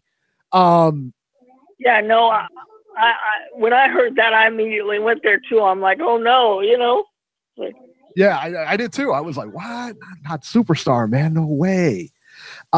Corey's in the chat, and he says that he heard that Louis Ortiz was injured. Like a rib injury or something like that. I haven't heard that. I haven't heard that either. There's nothing on the wire that indicates that. Hugo Centeno, who was, and we'll go over this in the news, that was supposed to fight Jamal Charlo, he's injured with a rib injury, and he pulled out of the fight. That fight has been rescheduled. For April 21st. Yeah, but I haven't heard anything, and I can't find anything, and I've looked everywhere I know to look for Ortiz being injured. But on the bright side, he's still got 5 days to test positive, so there you go. Oh, God. All right, area code 508.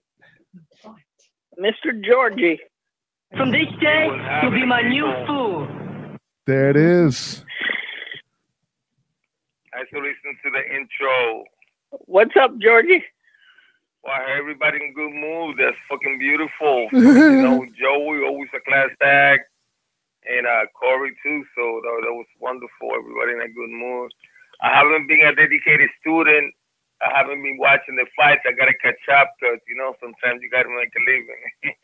Right, exactly. You got a life. Yeah, exactly. But besides that, yeah, I haven't watched the fight, so I got to catch up. I got to watch the replays and whatnot. But for the most part, just calling to support.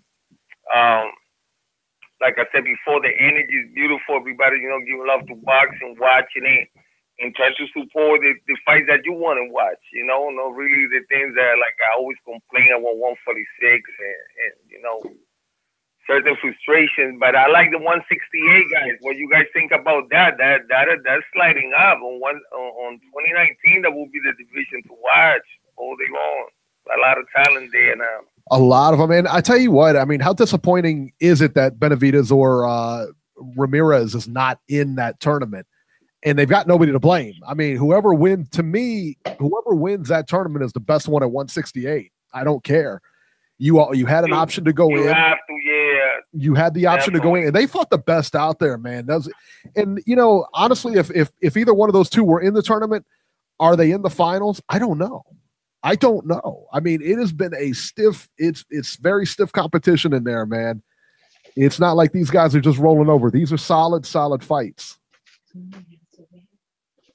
This is where all the political stuff in boxing gets in the way, because both of those guys should have been in this tournament. You know, they've got the resumes to be in this tournament. They have belts. You know, this is where all the political shenanigans get in the way. I mean, right. That's why I said I'd love to see these two fight. I don't know if we ever will. Well, again, and look at Anacajas, you know. Yeah, I mean, look at Anacajas. He could have went into the Superfly card, you know, and he didn't. Yeah, I know. Yeah. There's another one. And the monster pulling out of the Superfly card just to go up in weight, he cost himself big time financially. Yeah, he's a moron, man. There is a lot of talent that will never gonna meet in the ring. They will never face each other. You know, like Crawford is a talent that I don't think he's gonna mix it up with the PBC guys. I think Bob's gonna do the same shit that he did with Bradley and sort of keep him away. You know how many times he can recycle? I mean, packing and stuff. So I know. That's it. You know, you know, but I mean, these promoters need to learn to work together. But they probably never will. That's so true. But talking to make my phone call short, I want to talk about Eric title. Eric, when you're gonna defend that, buddy? I think Baby's docking you. I mean, let me tell you what. I've got my belt. You're gonna have to back him. I've got my belt right around my shoulders, and it's okay. It's a big belt, and I've got broad shoulders. Let me tell you what. I'm the champ. He picked you, Bank, Georgie. I have defeated everyone. Woo! That's right. Everyone. From top to bottom. He picked Eubank, and he wouldn't put a pie bet on it because he knew the Beeb was unstoppable when it comes to UK fights. Why we wouldn't put a pie bet on that? Because the Beeb wouldn't have it because he wasn't sure about his pick. I was 100% sure. Even a busted clock is right. I went to the bakery. And I was picking the pies out for you. Wasn't me? Wasn't I responsible for one of the many pies that went in your face? Only one. Only one? Only one. You've only had one pie in your face? Georgie I had a pie from Georgie too. Yeah, I picked Jacobs over Golovkin. You know, when you're the champ, you get to dictate your terms. And the bottom line is I'm the champ. Yeah, you're like Keith Thurman. I understand that Georgie is talking about it, but right now the champ is talking, Robert. So you could just sit back and mind your business until the champ's done. But listen here, but you got to understand that Beeb's only got one blemish on his record. And who's that blemish from? He got 4 wins. Me. It's from the champ. Me. You guys never have go at it. We did. We should in a pie bet. We did. Beeb, if we went at it with a pie bet. What did we bet on the pie bet for? I'm trying to remember. Was it Super Bowl? No, it was something else. It wasn't Super Bowl. Did I pie bet you? I've never done it. I'm telling you. What was it that you took a pie in the face? Which one was it? I know the Jake. Did you guys do Triple G and Canelo? We did. But I know what fight it was now. What fight was it? I picked Lemieux and you picked Billy Joe Saunders. That was the fight, I think. Oh, was that the fight? Yeah. Yeah. Another solid pick. Oh, so I got one pie. What's the matter, Georgie? Do you took a pie from that bed? Yeah. I didn't get your video, but I'm sure it's around somewhere. Oh, I gotta resend it then, because I already sent it from last week. Resend it. I want to make this short, keep out the good vibe. I want to listen to the train wreck. That's my favorite part of the show. It was going on when the gas out. You know? Right. All right, guys. So you have a beautiful night, and I'll catch you next week. All right, Georgie. Okay, see you, Georgie. Good call as always. Oh, hold on. Oh, hold on. I'm going to bring you back. Yes, Georgie, go ahead. You got me? Yes. Listen, what about that Stevenson fight? Do you want a bit on that? The Stevenson fight, what do you mean? You got Badu Jack, what you got? Badu Jack and Stevenson, Stevenson. Badu Oh, man, Jack. I got to think on that one. Yeah, we can go Badu Jack. one, but I would have, I would take, right off we the gotta top. line up some fights, Eric. You cannot go on the feeling like that. We don't know all the What about Bell You Hate too? What do you like? We're taking it to the commission. We're taking it to the commission. We don't have to take it too bad too. He hasn't defended that title in about a year. I like Badu Jack in that fight for right now, but that's a close one. That's not a gimme, Right, man. so I'm a big Stevenson. Let me make this official. We're not making anything official yet.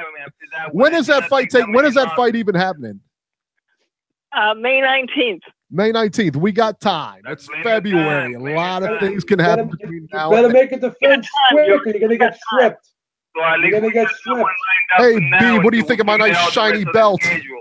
Better make a defense quick, or you're gonna get stripped. I'm telling you right now. Defense quick. Man, I made a ton of defenses. And you know what? I haven't lost any of them. And Stevenson's coming out of a long last fucking layoff, right? Yes. Yeah. Because he only fights once a year, Georgie. Might be more than a year now, right? Yeah. I think he Something fought like that. last, what was it, March? Oh, you fought March? Yeah, so it'll be like a 14-month layoff by the time he gets in the ring. That's what I'm saying. So I take him the shitty end of the stick there, because you got to be charged. With Badu, you got to be charged. But I mean, I say like a 45-55, not even that shit that I ain't even going to win, because it's pretty close. Every smart not to pick Riggs, so soon. You don't pick him that soon. left hand that fucking Stevenson got, that's the deadliest shit out there. Who got that left hand in any division? That's no joke. Yeah.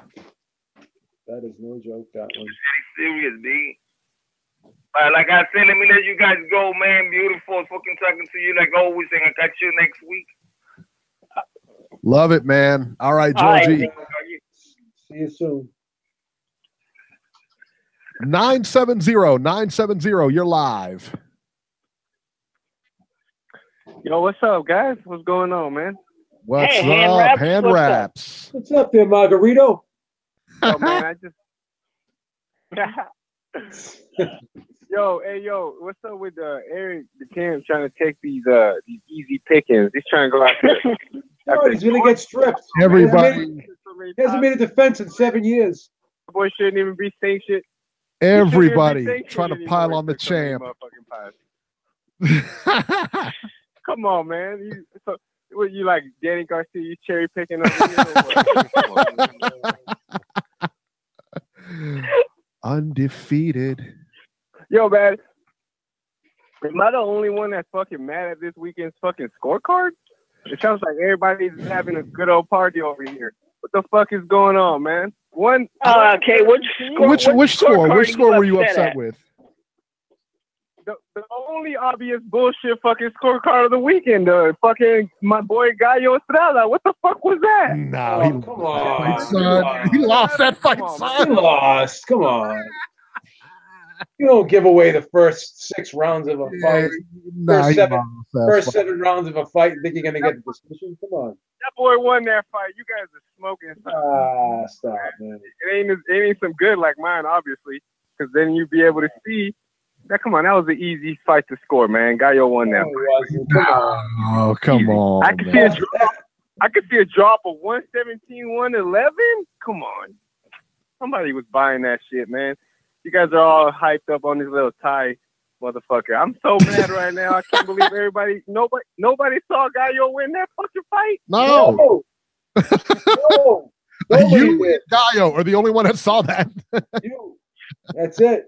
Man, that motherfucker was hitting arms all day. Gallo was countering. That shit was beautiful. Eric, what fight is he talking about? I'm confused. Estrada. What? Oh, okay. All right. Well, really? Yeah. Okay. No, Estrada lost that fight. He lost. Come on. Yeah, he lost that fight. Come on, man. No. It was a good fight, man. Listen, he's got. Your little fucking... What? It was a good fight. It was a good fight, man.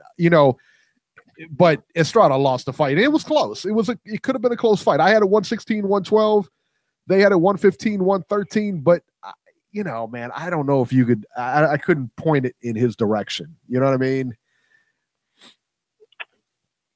What the fuck, man? You didn't see any of those fucking counters land? No, I did. What the fuck were you watching? You were watching Rungvisai throw a bunch of fucking look.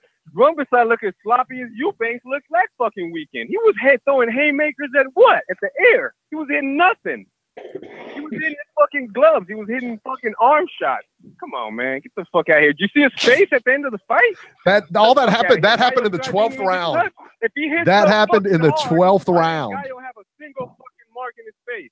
That happened in the 12th round. Gallo didn't have a single mark on his face. Well, you know what? I think he's earned a rematch. I'll give him that. Yeah. Watch it. The fuck you guys watching, man? I don't know.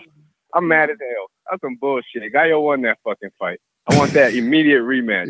Like now. Well, I think they'll get one. I think you'll have one this fall, man. Yeah, and I hope he gets paid. We've all heard about them purses, right? You guys know what they were paying these motherfuckers. Did you guys hear there was 7,000 people in house? It was 7,827. Yeah, and these small fighters still ain't getting paid shit. That's garbage. The shit was HBO.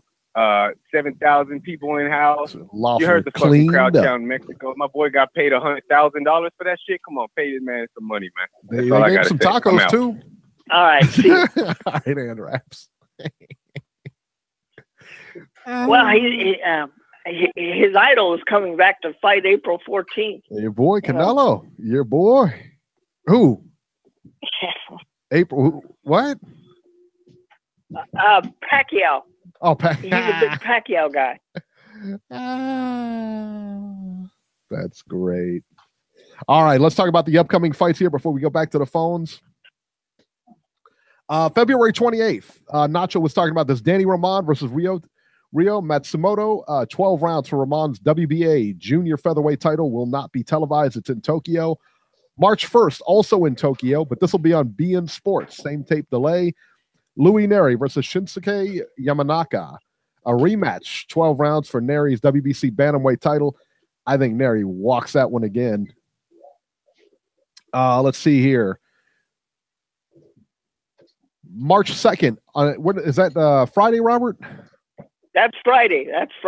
On Telemundo from Mexico City, not Mexican City, Mexico City. David Carmona versus Jesus Uribe, 10 rounds bantamweights. And let me see if there's anything else to look. Charles Conwell, Ohio's own, versus TBA in Columbus that day. The big one, March 3rd, on Showtime from New York.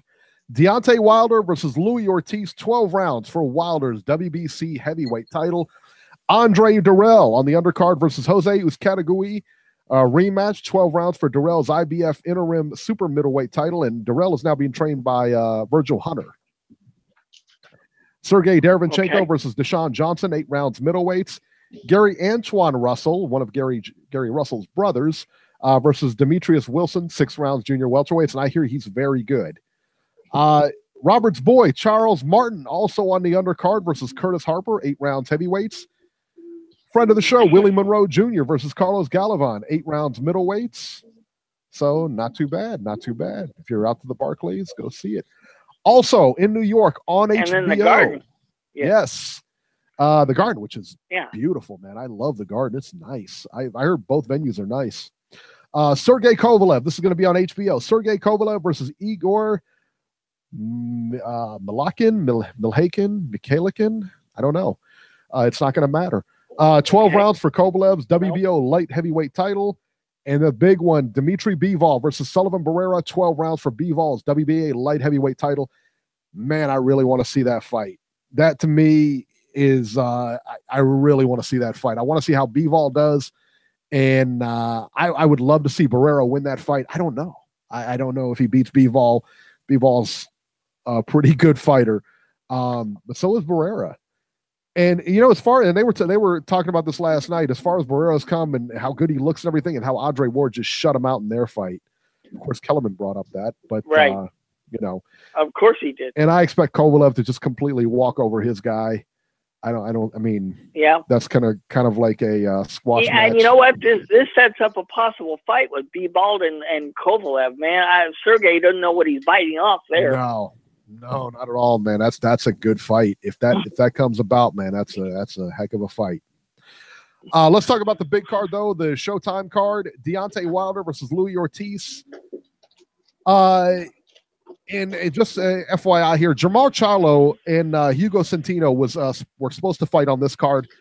Centeno pulled out with a rib injury, and the fight has now moved back to the April 21st card with Bronner and Figueroa. Tank Davis will also be on that card. That's right. And this may have been what Corey was talking about earlier because it was on the undercard. It was supposed to be on the undercard here. It got pulled off because of an injury. So Ortiz, right, from what I understand, is not injured. It's Centeno that's injured. He was pulled off. So that fight will be delayed, not the Wilder Ortiz. Okay, so Wilder Ortiz, 12 rounds. I tell you what, man, this is a good fight. Everybody is going with Wilder on this fight. But I'm telling you, I don't know that it's going to be that easy for him. I really don't. And I keep going back to the Gerald Washington fight. And how he was completely outboxed in there. Louis Ortiz can box. He can really box, and he's a better boxer than Deontay Wilder. All right. I just don't know if he's going to have enough once he gets hit by Wilder. Is he going to have enough in the tank? He's older. He's about 97 years old. I don't know how old he is, but he's up there. And I don't think they do either. 38, 39. Yeah, that's what that's his posted age, but who knows what his age is. Cuban, like the baseball players. Yep, exactly. I tell you though, I think Ortiz is a live dog here. I think he really has a shot. I will go with Wilder on this, but I wouldn't be shocked either way. This is a solid competitive fight. I think it's, on paper, to me, this is competitive. Beeb, who wins? I like Wilder. I think Ortiz, like I said before, I don't think he throws enough punches. I think he lays back a little bit. I think the reach that Wilder has over him is going to be problematic. I don't think that Wilder's going to get sucked all the way into those counters because he's got such long arms and he can deliver that right hand from a distance with a lot of power. And I think Ortiz is going to have a hard time getting off, number one. And number two, I think he's going to have a hard time sucking Wilder all the way in deep into those traps where he can get the counter punches off. So I think because of the height and reach disadvantage that he has, I think Wilder's probably the quicker of the two on his feet. I think he can get in position quicker. He's just a younger, more athletic guy, and he's just physically stronger guy. I think he's got everything in his favor. And you may say that Ortiz does have an advantage in boxing ability, but will that be enough to deal with this guy, with this, strong hulk of a guy when it comes to punching power? Will that be enough to deal with this young guy? I don't think it will be. So I'm thinking Wilder's going to stop him maybe in about 6 or 7 rounds. So I think he's going to have a good night. I think that's the thing too, is that, as good as Ortiz boxing is, and he's a lot better than Wilder, you're not looking at Anthony Joshua across from you either. No. Whereas Anthony Joshua would be able to, I would take Anthony Joshua all day in a fight over Wilder. Just because I think Anthony Joshua would handle Wilder pretty easy. But I'm not so sure when you talk about the boxing ability of Ortiz, there's a lot of intangibles there that Joshua has that Ortiz doesn't have. It's just a tough. I'm really on the fence on this one, man. I really am. I'm on the fence of taking Ortiz in this one. I am going to stick with Wilder. Robert, what about you? He's picking Ortiz. No, I'm not. No, I'm It's like, no, I'm not. He's all offended by it too. I think. No, you're pissed off. No, I'm taking Wilder, man. That God, no way. Are you kidding? Watching when I watched Luis Ortiz fought Malik Scott, I'm thinking to myself, oh my God, how boring he didn't do anything in that fight. And Luis Ortiz could create problems for Wilder, but you know what? I think they let it bake too long. He's been in the oven too long, and he's just too old. The problems he would have presented maybe a couple of years ago aren't going to be there now because he's just flat out too old. And I think Wilder disposes of him, and it definitely will not go 12 rounds. I think it'll be over with in like 4 or 5. Wow. So neither one of you, do you see, so I'm the only one that sees like an Ortiz like possibility here. You guys don't see it at all. Why don't you just pick Ortiz to make it interesting? I hate when we all have the same guys picked. Yeah. I should. All right, I'll do it. I'll pick Ortiz. Go ahead and take the loss, Eric. I'll begrudgingly pick Ortiz. This doesn't go on. It's a non-title fight, so it does not go on my record. It's a non-title pick. So yeah, I'm gonna go ahead. What he does, he'll never put that title on the line. He's holding it hostage. It's vacated or get stripped. I'm not putting the strap on the line for like this Ken one. Rapp said, he's doing the Danny Garcia. He's cherry picking. That's how I do it. That's how I do it. It's how I keep my titles. And Georgie says we're ducking him. Come on, Georgie. Georgie's right. Georgie's right. Come on, Georgie. 100% right. 100% right, Georgie. All right. So neither one of you guys see Ortiz winning. You know what? I don't see it. I'm telling you what. No, I don't. All right. Well, we're gonna find out, baby. We're gonna find out. So you guys both think Wilder's just gonna knock him out? I believe he's gonna knock him out. Yes. Yeah, I think it'll end like before 5 rounds. Wow. All right. Well, we'll see. We'll see Saturday. Are you kidding? If Wilder loses this fight, Eric, he blows a multi-million-dollar payday. You think he's going to let that go away? Yeah, Wilder's a friend of the show. We would never pick against Wilder. But, yeah, look, the thing is, it's not always up to him. Whether he does it or not, it's not up to him. Ortiz is going to have something to say about it. Yeah. And making an Ortiz-AJ fight is going to be a lot easier than making a Wilder-AJ fight. So, I don't know. Yeah. All right, let's go to the news and rumors real quick. Canelo versus Triple G 2, the rematch, is set to take place in Las Vegas. To the surprise of absolutely no one, Canelo versus Triple G 2 has been announced that it will take place in the T-Mobile Arena in Las Vegas. Robert, good decision? No, because actually the Garden offered more money, but it was up to Canelo, and he said he didn't want to go to New York because of the same reason Pacquiao didn't want to go to New York. He doesn't want to have to deal with the taxes that New York takes out of purses. So that's why this fight's in Vegas. The Garden actually offered more money, but because Canelo didn't want to go there, the fight's in Vegas. That's insane. Insane. Beeb, it's time. Brianna, it's time. Let's go. Hurry up. Let's go. Oh, just let her do it at her own pace. Okay, I'll just... You're holding it up. Chugga, chugga, chugga, chugga, choo-choo. Good job. Wow, look at that. That was a great job. There you go. So much better than when Beeb does it. Beeb's just terrible. I've retired my train. It makes me want to strangle puppies. There you go. My train's locked in the Amtrak archives.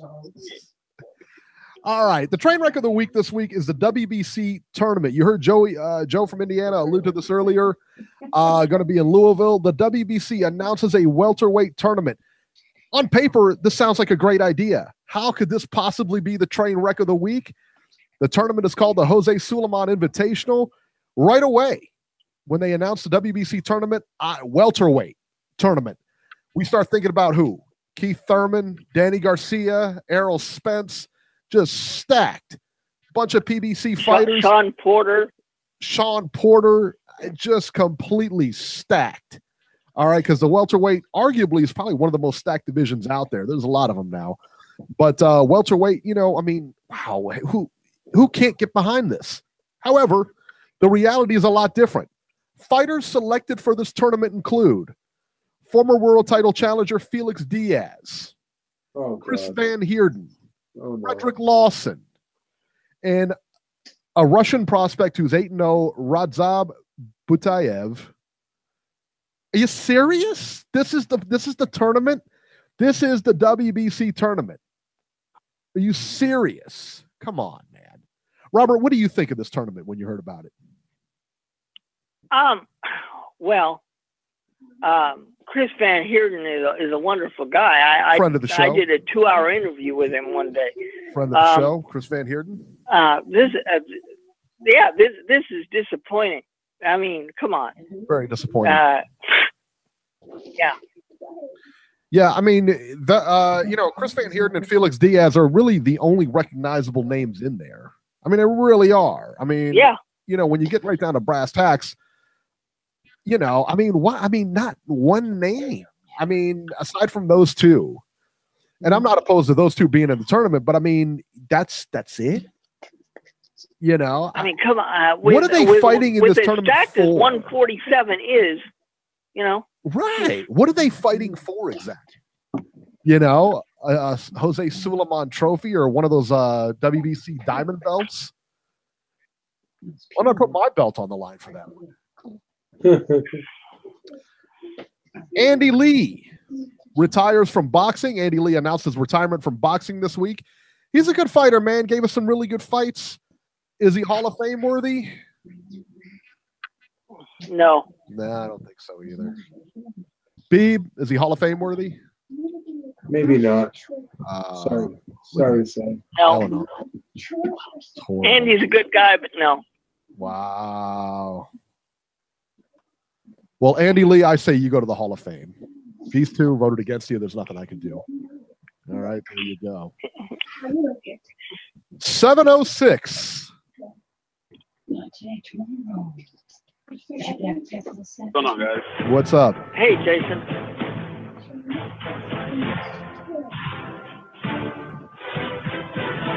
He's a fucking mental case is what he is. Oh, Robert, why do you say that every time? Man, I can relate to hand wraps. I was watching that Estrada fight again, and I was watching it really closely, like zooming in and shit. I mean, he did a lot of clean work, a lot of counter punching. He was so fucking precise, and I thought Rungvisai, who I'm a fan of, I thought he fucking exposed Chocolatito in the first fight. Also, he was slapping a lot of his punches. He was falling over. I mean, he was wearing some really dumbass shoes. Like, he was wearing some short ankle shoes. I've never seen a fucking top level fighter wear some dumbass shoes. He was like flailing and falling all over the place, missing so many fucking punches. And he's right. If you look at Estrada's face after the fight, he looked like he didn't even get touched. And fucking Rungvisai, he was swollen all over the place. His cheekbones, his fucking eyebrows were fucking open, like fucking swollen as hell. I'll say it again. Rungvisai started swelling up in that 12th round. I gave Estrada 5-6 rounds easy. I gave him 5-6 rounds easy. I don't know what these fucking judges were watching either. But I don't think it's corruption because Rungvisai, he doesn't have some big money people behind him. So I don't know. But I thought this Estrada deserved to tie it at the least. He did great work, I thought. I thought it was a good fight. I thought it was competitive. What do you guys think? I thought it was a good fight. Thought it was competitive. I thought that Rungvisai got him, though. I thought that Rungvisai did more pressure. He punched him, did more pressure, backed him up, kept him on the defensive. It was effective aggressiveness. And I thought that Estrada started too late, man. And every time it looked like Estrada started to get started, Rungvisai just quelled it. You know, so, yeah, I thought the decision went the right way. I could see a draw, but I had it 7-5 for Rungvisai. Thought it was a competitive fight. Did you guys notice, like, Rungvisai's balance really bad? Like, he was fucking falling all over himself and shit. And I noticed, like, he was wearing some really dumbass shoes. Like, I've never seen top-level fighters wear shoes like that. Did you guys notice that? I did notice that, yeah. He looked like he was off balance a couple of times in there. And I thought it was more Estrada than it was Rungvisai in there because Estrada's a very good boxer, very slick. Got good movement and everything his like balance that. and everything was on point. Yeah, he was good. And the thing is about Estrada, again, man, if he would have started sooner, could he still piggyback off that if they're going to rematch? I don't know. So I gotta say the Estrada last night, he fucking beats the shit out of Chocolatito. When he won the lost to fucking Rungvisai, he would lose to Estrada. That's why Chocolatito never gave him a rematch. I mean, Chocolatito always sounds like a fucking politician when they used to ask him about Estrada. He's like, I don't know, maybe they need to pay me more and shit. And now I know why he didn't give him that rematch, because he would have gotten fucking picked apart. I don't know. I mean, he beat him the first time.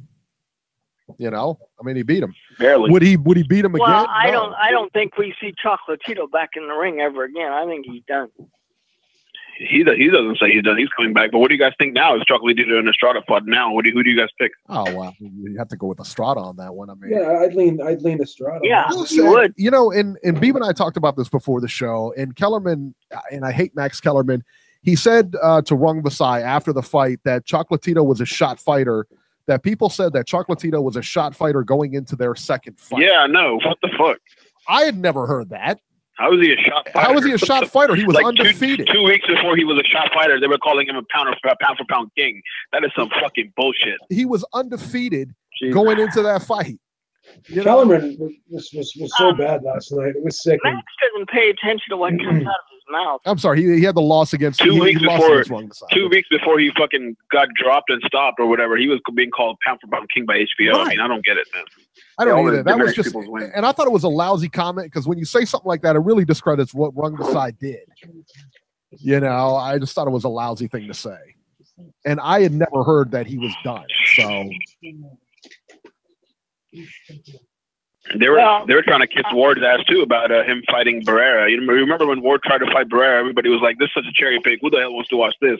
Now HBO is pushing Barrera like he's the fucking second coming of somebody. Yeah, I thought I thought Barrera was going to do better than he did. Did you notice last night they showed Kovalev in the stands, and they immediately started talking about, "Hey, Andre, how about you and Ward doing the number 3?" It's like, come on, give me a break. Nobody wants to see Was he there? I thought Bivol was in the stands. I didn't see Kovalev. Maybe I missed him. Kovalev was there. Yeah, he was there. They were talking about a third fight with Ward. People are talking about ticket sales for Wilder versus Ortiz. I heard they sold 8,000 already or whatever. That's the half arena. But him versus Tavern sold 12K, and they have like what date is the fight? Do you know? I forgot. Well, him versus Tavern. It wasn't. Okay. They sold 12K for so I'm him sure versus they're going to sell a Ortiz. couple thousand in the coming days or whatever. But they also have a fight same night in this fucking same city. Also, I mean, PBC is putting on too many fights at Barclays. Like they just had another one like recently, right? Who fought at Barclays a couple of weeks ago? Wasn't a month ago, maybe Spence. Was that was a Spence fight? Yeah, Spence was just there. And then they have one on April 21st or something with Broner and Figueroa at Barclays also, right? Yeah, they're trying to lock New York down. I think they're scheduling these fights at Barclays too close to each other. I don't know. Well, it's not a bad thing for me. I enjoy watching them all. Yeah, that's right. Boy, Beeb, why don't you ever go to these PBC fights? They're so close to you, man. How come? What, New York? 5-hour drive. Yeah, I you know what? That's one of the first questions I asked Beeb. 5 hour? I didn't know that. My bad. Yeah, that's one of the first questions I asked Beeb. I said, that's right in your backyard. He was like, no, it's like a 5-6 hour drive. I was like, well, you look at the map and everything's so close on a map. It's like 2 inches away. So yeah, Connecticut. What do you guys think of hour and a half? Go ahead. Foxwoods when they have fights at Connecticut. What do you guys think of April 21st? Broner, Figueroa, fucking Centeno, Charlo, and Tank versus Jesus Cuellar. That's who he's fighting. What do you guys think? I think Tank needs to step up his game. I like it. I think but I think again, man, Tank's gonna roll easy fight. Charlo's gonna roll with an easy fight. Those are squashmen. The most interesting fight is going to be the Broner Figueroa. That's a good fight. Competitive. I don't think Centeno's an easy fight, man. The way Centeno knocked out Aleem Cold, he deserves more respect than he's getting, I think. And Cuellar is no pushover either. He's going to get murked. They're both going to get murked. The fucking guy take part on the Mayweather Matt card. Definitely better than that guy. What's that? Cuellar is better than the last guy Tank fought on Mayweather's card, right? Cuellar's tough, Eric. I don't know. I think that's going to be that's not going to be an easy one for. They're not going to put him. I'll tell you right now, they're not going to put Davis in there with anybody tough. Anybody that they think skill wise he's going to be able to get to be, to give him problems. those fights. Well, it was supposed to be Billy Dibb, and I think he priced himself out of it. Billy Dibb sucks, and he didn't want that fight 6 months ago when he was Robert Garcia. He said they didn't want that Tank fight because they know he'll get stopped. He's easy work for Tank.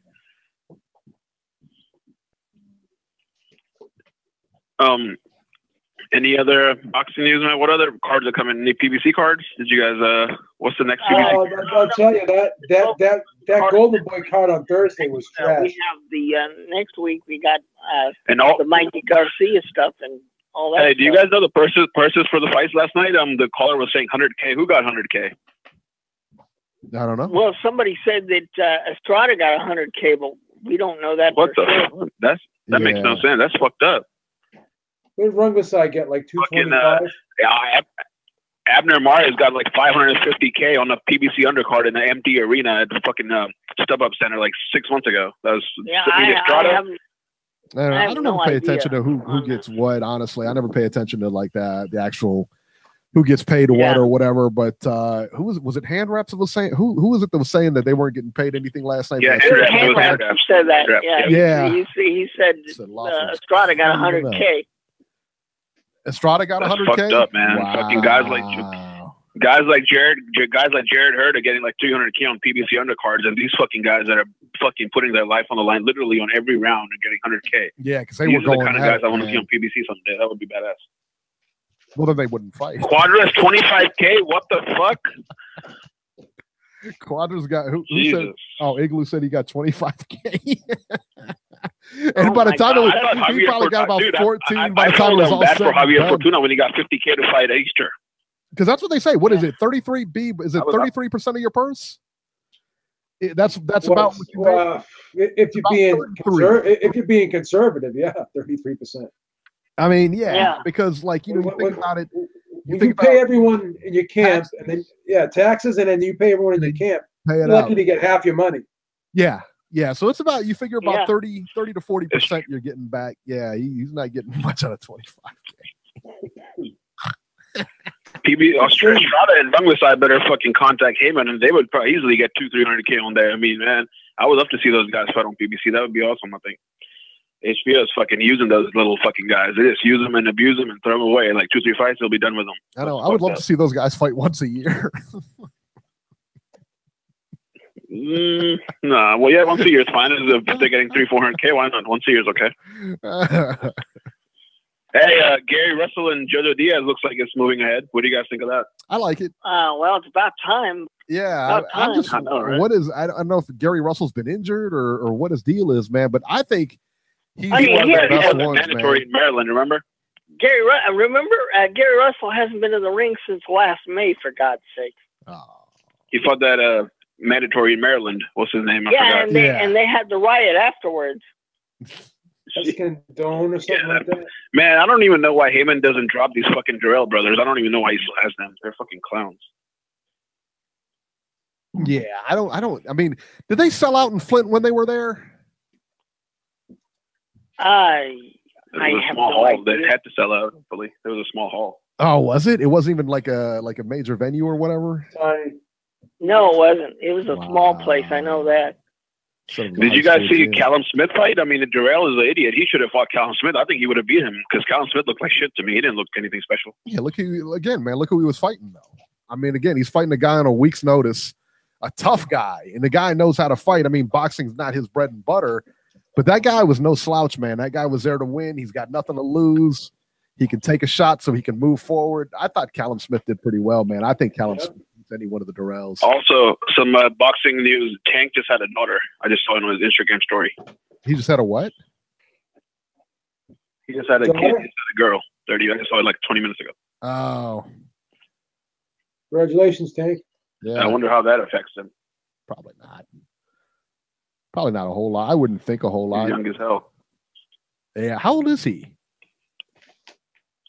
He's like 22, 23. Canelo's age, I think. How many kids he got? He's just got the one. How many kids does he have? Just the one? First kid, I think. First kid. Just one that I know of. Oh, he'll be fine. It's not like Bronner's got you like better save him from Bronner, or he's going to have like 7, 8 kids before you even know it. Yeah, right? That's funny. Broner reminds me of the new age Jermaine Taylor. I mean, everything Broner does, it seems like he's trying to be like Jermaine Taylor. That's what I think. Whenever he does this dumb shit, the same exact fucking MO. This dumb shit out of nowhere. It is. All right, Jason, we're going to get running here. Thanks for calling. Good call, buddy. All right, see ya. All right, man. See you guys. 937, you're live. Hello, Wood. Hey, what's up, fellas? Wood. Not much. Oh, what's going on? Hey, not much. Not much. Hey, is it just me? I mean, and I hate to even, I'm not in the chat room tonight, so I can't see if Jason claps at me or claps back at me, but are people still going to PPC? I mean, I thought they were kind of slowly dying on the vine or something. Well, they would be dying on the vine, but Showtime is paying them a hell of a lot of money to put on a hell of a lot of fights. Well, I understand that, but I mean, this looks like it's safe to say that the Toe-to-Toe Tuesdays hashtag might be on mothballs. I mean, all the stuff that was going on Friday and Tuesday night. That's supposed to come back in April, from what I understand. Oh, okay. Well, I mean, that'd be good, but yeah, I mean, you got people like, you got fighters like Herring leaving, from Heyman, and I caught him on an Instagram interview thing series that's running on Round by Round Boxing, and he was very guarded, in mentioning why he decided to leave Heyman and PBC. So I don't know if people are jumping over one another to join the ranks there. Well, I wish more people would walk out the door. I really do. Right. I will say, though, I do have to agree with Jason and Hand Raps earlier, and I feel like Estrada's consistent boxing was really undervalued, and that a lot of credit went to Sor Rungvisai for maybe the power in his shots, but I was very impressed. And you are, like Eric said, I mean, Estrada is a phenomenal boxer. I could have easily seen a draw, but I mean, I was very impressed with his effort. Like Jason said, Rungvisai was very sloppy. I just felt like he got outclassed in many ways. But when the guy is scoring, and then come on, Eric, his face was swelling up in like round 8. No, it wasn't, man. If you look, that big the spot on his cheek, I think that happened in the 12th round. I mean, that really his face blew up in the 12th round. Yeah, but this guy always gets cut. He just has that type of face, man. Every fight, this guy gets busted up. That's like round 8. And one of the big problems with Estrada is he always starts too damn slow. If he ever wants to win these fights, he's got to come out faster than what he does. Yeah, I do think there was a long early. Go ahead, Eric. No, I was gonna say that was his problem. Is that he came out like a little bit too slow for me, and that's kind of his MO in fights. But to me, the thing that really kind of told the tale, like I said, I mean, you could see right away that Estrada was the better boxer. I mean, there was no questions about that. The problem is that for me, Rungvisai pressed the action. You could see he was more power. He was a lot stronger. He pressed the action, and a lot of this went unanswered. A lot of the stuff went unanswered by Estrada, until 90 later. Seconds. Until later on in the fight, then you got Estrada, coming back, but then, Rungvisai shut everything down too, so I gave him the last round. Of course, I gave Estrada the last round, but yeah, I can only spot him from then on, but I could see it being closer. I could see the 115, 113, possibly a draw. I don't know, but I couldn't really give him the fight. 60 you know what I mean? Seconds.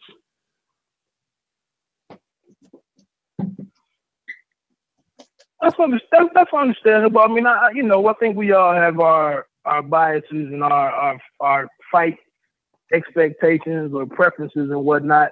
I just thought I gave Estrada a little more credit than I think, especially that 117, 111. Like Hand Rap said, that was completely completely, off the mark. No, But, there's no way I could see that fight 117, 111. I mean, 9 rounds to 3, really? But no, seriously, if Estrada is going to be competitive in fights, somebody has got to get in his ear or in his face 10 seconds to quit starting so slow. I mean, he could win these fights if he would come out and be more aggressive and start faster. Could be a stamina issue. I didn't think his start.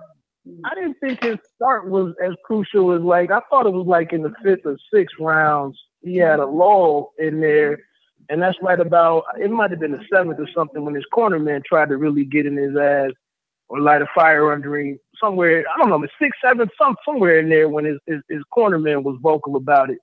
But I thought in the beginning, he had a rather smart start because of the punching powers of Rungvisai. But a good fight. It's a shame that the guys got paid. What they what was reported with 100,000 to Estrada, 250 I think for Rungvisai and whatnot, and so on and so forth. But again, and then also, man, I think Cuadras, man, he might be. He seems like he's lost a step or so, and as reckless as he is defensively, I know he had aspirations of being a superstar, man, but he might be on the other side of the mountain in a way.